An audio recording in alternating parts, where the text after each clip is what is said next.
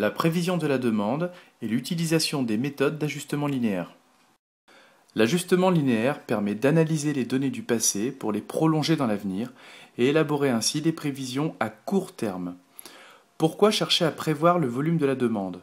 Tout d'abord, pour évaluer la production au plus juste, et donc limiter les stocks, pour prévoir les investissements à venir, les embauches, etc. Et enfin, pour faciliter certaines décisions stratégiques, et notamment des décisions commerciales. Est-ce fiable? Pas totalement, car l'ajustement linéaire consiste à se baser sur les tendances passées pour établir des prévisions. Or, il se peut que l'entreprise soit confrontée à une crise économique, financière ou autre. L'ajustement linéaire comprend deux méthodes. La méthode de Meyer sur votre gauche, que l'on nomme également la méthode des points moyens, et enfin la méthode des moindres carrés. Vous utiliserez la méthode de Meyer lorsque la demande est régulière, c'est-à-dire lorsque la variation de la demande est régulière. La méthode des moindres carrés, quant à elle, est utilisée lorsque la variation de la demande est irrégulière. A noter que la formule du taux d'évolution, qui est à connaître, doit être utilisée pour justifier l'utilisation de la méthode de Meyer ou bien la méthode des moindres carrés. Concrètement, voilà un exemple de calcul de taux d'évolution.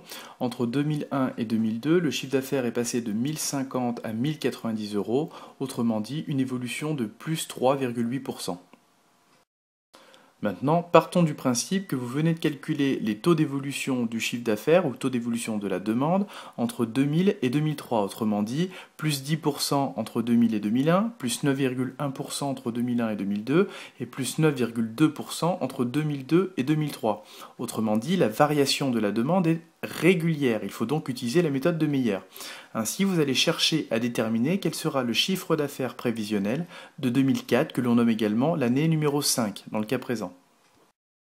La première étape de la méthode de Meyer consiste à constituer deux groupes ayant le même nombre d'éléments, autrement dit le même nombre d'années. Dans le cas présent, vous avez 2 années dans le groupe 1 et 2 années dans le groupe 2. La deuxième étape consiste à calculer les coordonnées x et y des points moyens P1 et P2, x représentant les années et y le chiffre d'affaires. On obtient donc pour P1 x égale 1,5 et y 525. Pour P2, x égale 3,5, y égale 627,5. L'étape numéro 3, quant à elle, consiste à utiliser les points P1 et P2 trouvés précédemment pour poser le système d'équations y égale ax plus b, autrement dit l'équation de la droite d'ajustement linéaire.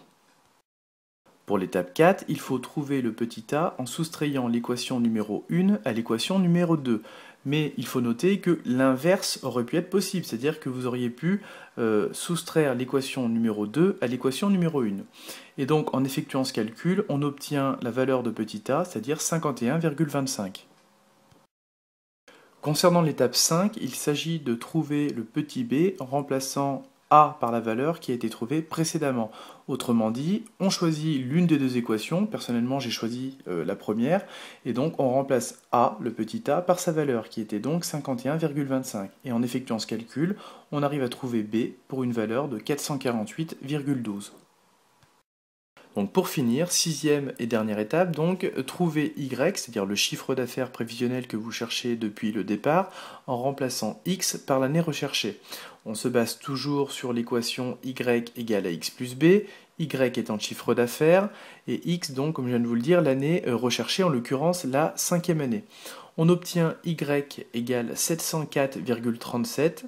Attention, dans une étude de cas, il faut toujours terminer par une phrase de conclusion pour ce genre d'exercice et mentionner donc le chiffre d'affaires prévisionnel pour l'année X, donc en l'occurrence 2004 ici, est estimé à 704 370 euros. Attention de bien marquer 704 370 euros et non pas 704,37 euros, ce qui serait faux.